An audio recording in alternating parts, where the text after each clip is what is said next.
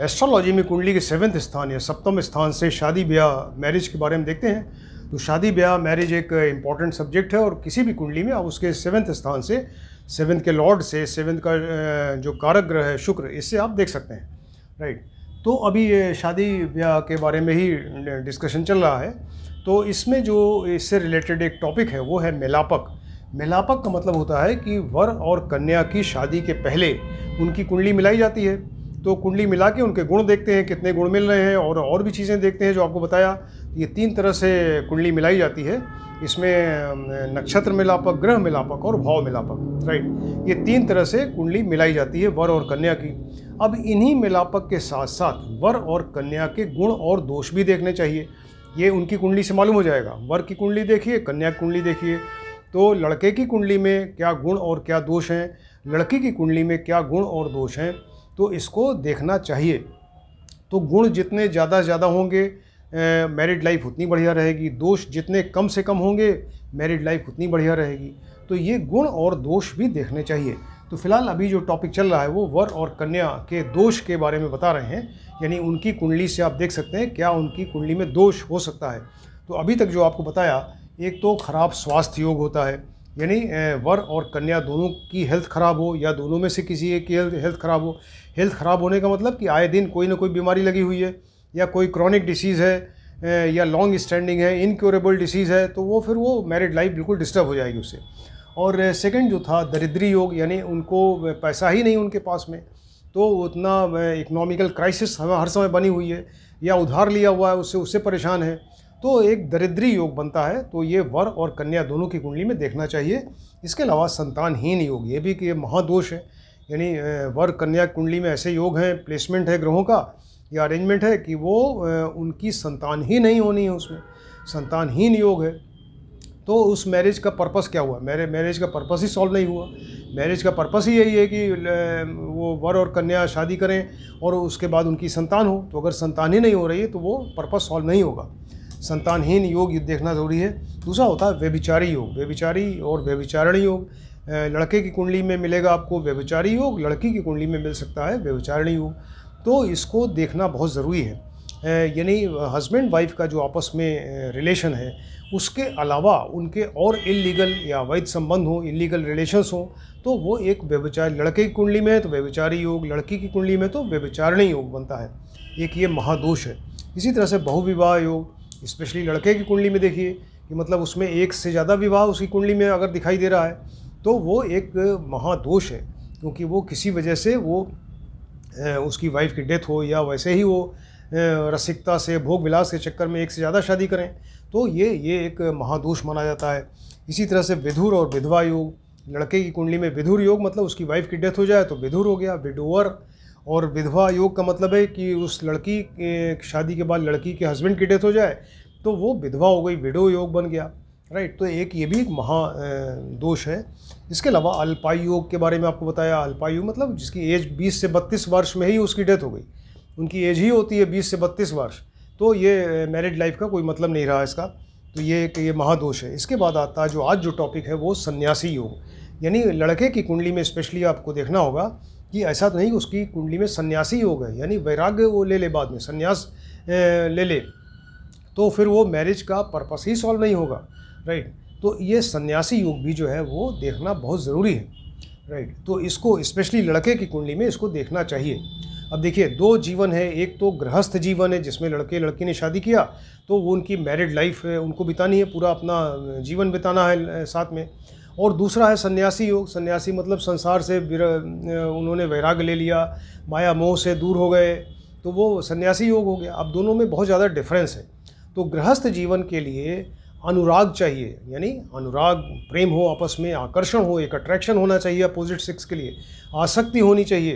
तो गृहस्थ जीवन के लिए अनुराग, आकर्षण, आसक्ति, जबकि सन्यासी वाला जो है वो व्यक्ति उसमें वैराग्य वाली चीज़ आएगी, वैराग्य, अनाकर्षण होगा, एक अपोजिट सेक्स से कोई आकर्षण ही नहीं है, अट्रैक्शन नहीं है, वैराग्य, अनाकर्षण और विरक्ति चाहिए, यानी वो भोग विलास से दूर हो गया। तो गृहस्थ के जीवन में जो गृहस्थ जीवन वाला है उसको अनुराग, आकर्षण, आसक्ति, जबकि सन्यासी वाले व्यक्ति में, सन्यासी योग में वो वैराग्य, अनाकर्षण और विरक्ति वाली चीज़ आ जाती है। गृहस्थ जीवन वाला जो व्यक्ति है तो उसको भोगों को भोगना ज़रूरी है, यानी जो सांसारिक भोग विलास हैं इसको भोगना ज़रूरी है। वो चाहता है कि वो भोग विलास में वो भी इन्वॉल्व हो, और इसके अलावा तमाम उसको लग्जरीज चाहिए, ये इस तरह की चीज़ें हैं, यानी संसार को जो भोग विलास है उसमें वो लीन रहना चाहता है। जबकि ये जो सन्यासी वाला है इन सब चीज़ों से दूर वो मुक्ति चाहता है, वो इन सब चीज़ों से उसको लेना देना नहीं, वो इनसे मुक्ति चाहता है, राइट, भोग विलास से मुक्ति चाहता है, और वो भोगों का त्याग करता है, वो भोग विलास का त्याग करके वो मुक्ति चाहता है। जबकि दूसरा जो गृहस्थ वाला है ये भोग विलास को भोगना चाहता है और भुक्ति चाहता है, जबकि ये जो सन्यासी योग वाला व्यक्ति है ये मुक्ति चाहता है उसे, राइट।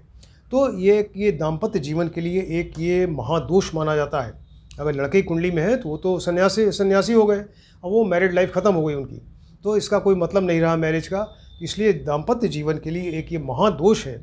और अगर आपको पता चल जाए कि इस लड़के की कुंडली में ये सन्यासी योग लिखा हुआ है तो फिर ऐसे लड़के से अपनी लड़की की शादी नहीं करनी चाहिए। कन्या की शादी इस तरह के लड़के से नहीं होनी चाहिए, राइट। अब इसके नियम क्या है, मतलब ये कैसे देखें? चीज़ तो ये है कि हम कुंडली में कैसे देखें कि ये लड़के की, स्पेशली लड़के की, दोनों की देखनी चाहिए, बट स्टिल लड़के की कुंडली में ज़्यादा स्पेशली देखना चाहिए कि संन्यास योग तो नहीं है। तो इसमें जो एक चीज़ ये है कि इसको आप कुंडली में देखें कि शनि की पोजीशन क्या है, क्योंकि शनि ग्रह जो है वो वैराग्य उत्पन्न करते हैं, वो चीज़ों को सेपरेट कराते हैं, उनके अंदर एक सेपरेटिव टेंडेंसी है। यानी जिस हाउस के ऊपर वहाँ बैठ जाएं या वहाँ पर दृष्टि देंगे तो उस हाउस से रिलेटेड चीज़ों को उस व्यक्ति से सेपरेट करा देंगे, राइट। इनके अंदर एक सेपरेटिव टेंडेंसी है शनि के अंदर, तो ये वैराग्य उत्पन्न करते हैं। अब देखिए शनि का प्रभाव अगर सेकंड हाउस, कुंडली का जो सेकंड हाउस है या सेकंड लॉर्ड के ऊपर अगर पड़े, राइट, शनि का प्रभाव सेकंड हाउस या सेकंड के लॉर्ड में पड़ेगा तो सेकंड हाउस सेकंड लॉर्ड किस चीज़ का घर है? वो है बैंक बैलेंस का घर है, धन संपत्ति, जायदाद, इसके अलावा फैमिली, कुटुंब का घर है, खाने में रुचि क्या है व्यक्ति की उसका घर है। तो इन सब सारी चीज़ों से अलग कर देगा, उसको बैंक बैलेंस से कोई मतलब ही नहीं है। इसके अलावा उसको फैमिली, कुटुंब से दूर हो जाएगा और खाने में कोई रुचि नहीं, जो मिला अपना खा लिया, इस तरीके से है। तो शनि का प्रभाव अगर सेकंड हाउस सेकंड लॉर्ड पे होगा तो व्यक्ति जो है वो कुटुंब से, घर से, अपने बैंक बैलेंस से कोई मतलब नहीं, उससे दूर हो जाएगा वो। शनि का प्रभाव अगर फोर्थ हाउस, फोर्थ के लॉर्ड और फोर्थ का कारक ग्रह चंद्रमा पर पड़े, अब ये fourth house, fourth Lord and जो ये चंद्रमा है ये क्या है? तो ये इंसान का मन है, उसका मूड है, उसकी फीलिंग्स हैं, उसके इमोशंस हैं। तो अगर इसके ऊपर शनि का प्रभाव पड़ रहा है तो शनि के अंदर सेपरेटिव टेंडेंसी है, तो व्यक्ति को इन सारी चीज़ों से अलग कर देगा, दूर कर देगा। तो यानी उसको ज़मीन, मकान, इसके अलावा घर की जो इंफ्रास्ट्रक्चर वाली चीज़ें हैं सब, उससे कोई मतलब ही नहीं। उस ज़मीन, मकान, घर बार से सब दूर, बिल्कुल उसको कोई लेना देना नहीं इन सब चीज़ों से। तो एक ये विरक्ति वाली चीज़ आ जाएगी। और वो अगर ये फोर्थ हाउस, फोर्थ के लॉर्ड या चंद्रमा के ऊपर अगर शनि का प्रभाव पड़ रहा है तो शनि का प्रभाव अगर फिफ्थ हाउस, फिफ्थ के लॉर्ड या फिफ्थ का कारक ग्रह बृहस्पति पर पड़े। अब पाँचवां हाउस, पाँचवें का लॉर्ड और बृहस्पति क्या है? ये संतान के कारक हैं। तो संतान जो उत्पन्न होगी शादी के बाद, तो फिफ्थ हाउस, फिफ्थ के लॉर्ड या बृहस्पति जो संतान के कारक हैं, तो इनके ऊपर अगर शनि का प्रभाव पड़ेगा तो वो संतान उत्पन्न करने में व्यक्ति की कोई इच्छा ही नहीं होगी, उसका इंटरेस्ट ही नहीं होगा, वो बिल्कुल दूर कि संतान क्या करेंगे उत्पन्न करके, ये कोई मतलब नहीं इसका। तो संतान उत्पन्न न करने की एक उसके अंदर एक चीज़ रहेगी, फीलिंग रहेगी, और वो कोई इंटरेस्ट ही नहीं रहेगा संतान उत्पन्न करने के लिए, राइट। अगर शनि का प्रभाव सेवन्थ हाउस, सेवन्थ के लॉर्ड और सेवन्थ का कारक ग्रह शुक्र में पड़े, देखिए तो सेवन्थ हाउस क्या है, सेवन्थ का लॉर्ड एंड शुक्र क्या है? ये शादी ब्याह का घर है, पति पत्नी का घर है, सेक्स का घर है और भोग विलास का घर है। तो अगर ये शनि का प्रभाव पड़ा सेवन्थ हाउस, सेवन्थ के लॉर्ड और शुक्र के ऊपर, तो वो पत्नी में कोई इंटरेस्ट नहीं, भोग विलास में कोई इंटरेस्ट नहीं, सेक्स में कोई इंटरेस्ट नहीं, तो वो इस तरह से ये चीज़ हो जाएगी। यानी वो सन्यास की तरफ व्यक्ति जो है अग्रसित होगा, सन्यास की तरफ बढ़ेगा। अगर शनि का प्रभाव ट्वेल्थ हाउस, 12वें हाउस या 12वें के लॉर्ड के ऊपर अगर पड़े तो भी वही सेम चीज़ होगी, क्योंकि ट्वेल्थ हाउस भी भोग विलास का घर है, वो प्लेजर ऑफ बेड उसको कहते हैं, शैया सुख वाला घर है, सेक्स का घर है, राइट। तो अगर जिस तरह से 7th हाउस पे है उसी तरह से 12th हाउस पे है उसका असर होगा अगर शनि बढ़ जाए तो, यानी वो भोग विलास से दूर, सेक्स से दूर, अपोजिट सेक्स में कोई इंटरेस्ट नहीं, प्लेजर ऑफ बेड में कोई इंटरेस्ट नहीं, तो ये इस तरह की चीज़ आएगी अगर शनि का असर इन चीज़ों पे पड़ा। तो आपको ये चीज़ बताई, बहुत ज़्यादा इंपॉर्टेंट है ये सन्यासी योग के लिए, इसलिए शनि के बारे में इतना डिटेल आपको बताया। अब इसी से रिलेटेड कुछ योग जो ऋषियों ने बताए हैं, कुछ योग बताते हैं कि किसी हाउस में, मान लीजिए कुंडली के 12 हाउसेज होते हैं, तो किसी भी हाउस में, और 9 प्लैनेट्स होते हैं, 9 ग्रह होते हैं, 12 हाउस हैं, 9 ग्रह हैं, तो किसी भी हाउस में, किसी भी भाव में अगर 4 ग्रह या 4 से ज़्यादा ग्रह अगर बैठ जाएं तो वो सन्यासी योग बनता है। लेकिन सिर्फ इतना ही सफिशिएंट नहीं है कि 4 ग्रह बैठ गए सन्यासी हो गया, ऐसा नहीं होगा।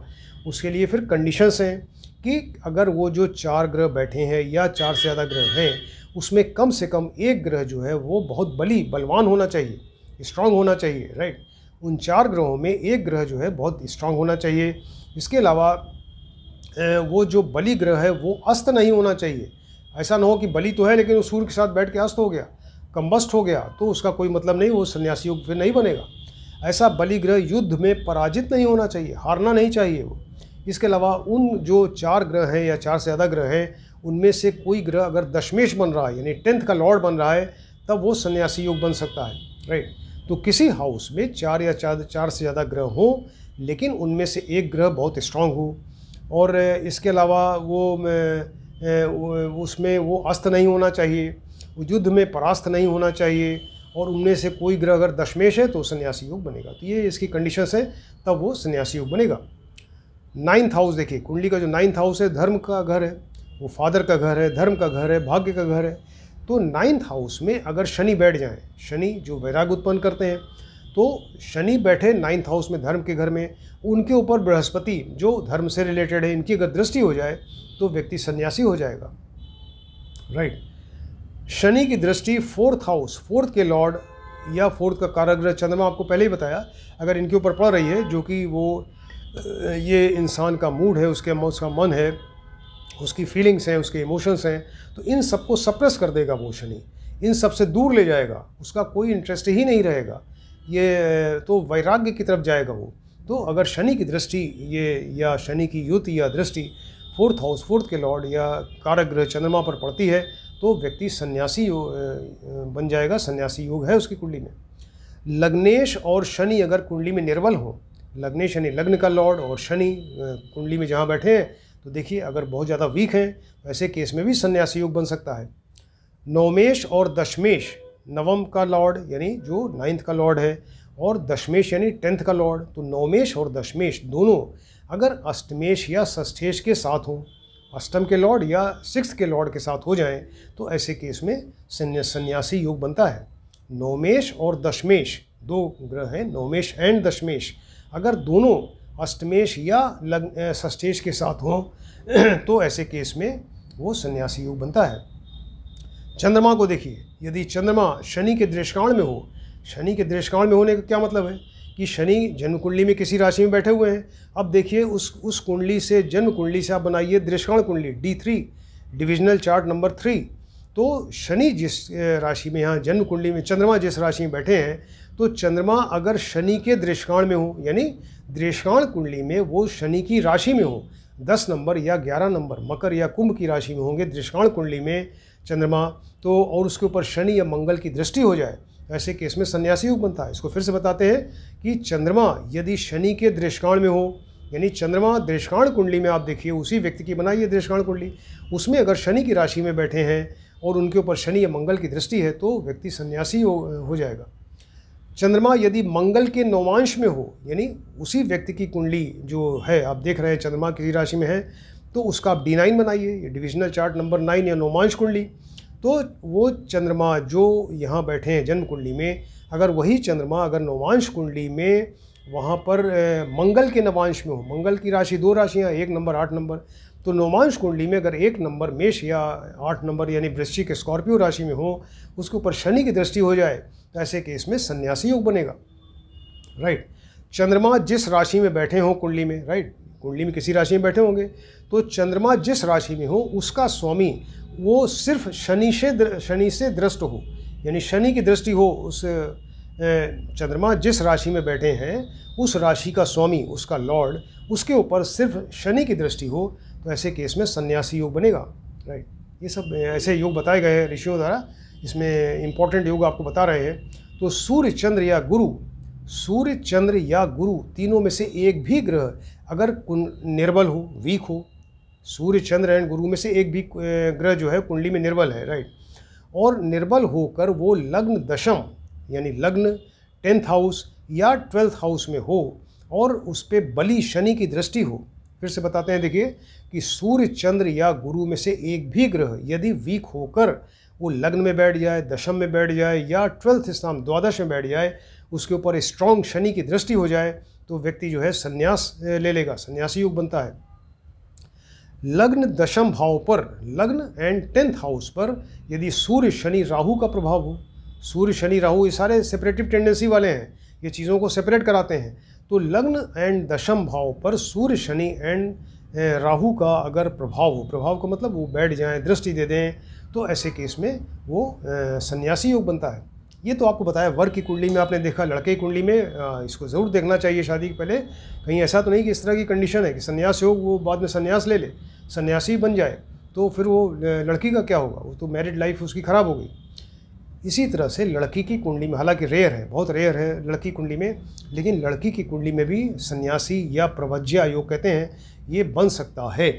तो लड़की की कुंडली में जो ऋषियों ने बताया कि और क्या कंडीशन हो सकती है उसमें बताते हैं। तो कन्या की भी कुंडली आप देखिए, उसमें यदि कन्या की कुंडली में 7th स्थान में क्रूर ग्रह एंड 9th स्थान में अगर शुभ ग्रह बैठे हों, राइट, कन्या की कुंडली है, उसका 7th स्थान है, 7th स्थान में क्रूर ग्रह, क्रूर ग्रह मतलब सूर्य मंगल शनि राहु केतु, सूर्य मंगल तो सिर्फ क्रूर है और शनि राहु केतु क्रूर हैं एंड पापी ग्रह भी हैं।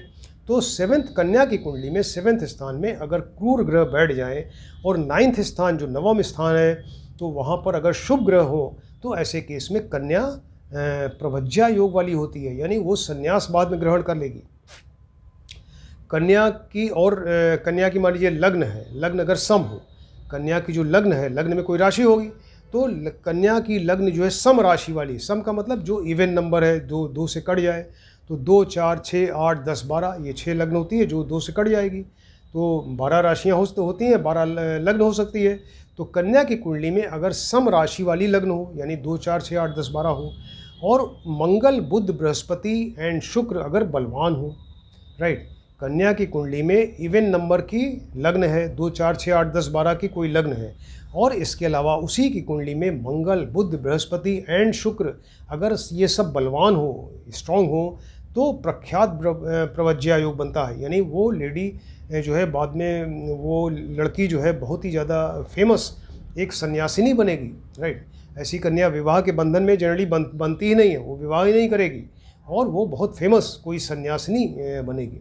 इस तरह से ये बताए गए हैं योग। तो इसको जो हमने आपको बताया बहुत ज़्यादा इंपॉर्टेंट योग है। तो इस शादी के पहले ये दोष में आता है, क्योंकि ये मैरिड लाइफ के अगेंस्ट, मैरिड वाली चीज़ों से ये उसका विरोधी है उसको, राइट। तो ये सन्यासी योग जो है इसको मैरिड लाइफ के लिए अच्छा नहीं माना जाता, एक ये महादोष है।